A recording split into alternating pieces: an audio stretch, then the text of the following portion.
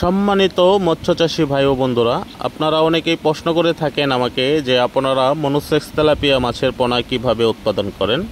তো তাদের জন্যই মূলত আজকের এই ভিডিওটি। আর যারা মনোসেক্স তেলাপিয়া মাছের পোনা সঠিক এবং ভালো মানের পোনা সংগ্রহ করতে চান তারা অবশ্যই ধৈর্য সহকারে আমাদের ভিডিওটি দেখবেন। তো দেখুন, আমাদের এই তেলাপিয়াগুলো আমরা এইভাবে শাওয়ারিংয়ের মাধ্যমে ডিম নিয়ে এই রুমের ভিতর এগুলো এইভাবে দেখেন, এগুলোকে ট্রে বলা হয়।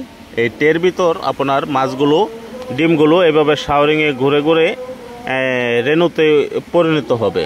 তারপর এখান থেকে আমরা এগুলো এই হাঁপাতে দেব। হাঁপাতে দেওয়ার পর আমরা 28 দিন হরমোন খাওয়াবো।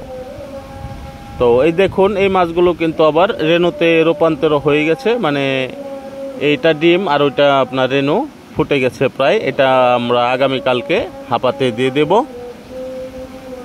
এবং হাঁপাতে দেওয়ার পর আমরা এগুলোকে ট্রিটমেন্ট করব, হরমোন খাওয়াবো। হরমোন খাওয়ানোর পর এই পোনা বেচার উপক্রম হবে। তো দেখতে পাচ্ছেন আমাদের এই ডিমগুলো কিভাবে এইগুলো শাওয়ারিংয়ের মাধ্যমে ঘুরিয়ে আমরা রেণুতে এই করি। দেখেন এইগুলো হয়ে গেছে। এগুলো আগামীকালকে আমরা হাঁপাতে নামাবো। হাঁপাতে নামিয়ে আমরা এগুলোকে হরমোন ডোজ করব। আর এগুলো হলো এখনও ডিম হয়ে রয়ে গিয়েছে, এগুলো আগামীকালকে আপনার এগুলো ফুটে যাবে।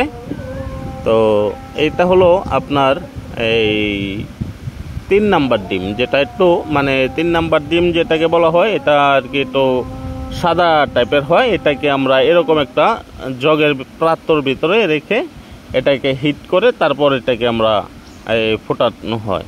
আর এটাকে আমরা সরাসরি ট্রের ভিতরে দিলে আপনার হয়ে যাবে, নষ্ট হয়ে যাবে। আর এটা তাপমাত্রা রাখার জন্য দেখেন কতগুলো লাইট এটার ভিতরে জ্বালিয়ে রাখতে হয়। হ্যাঁ, তো অসংখ্য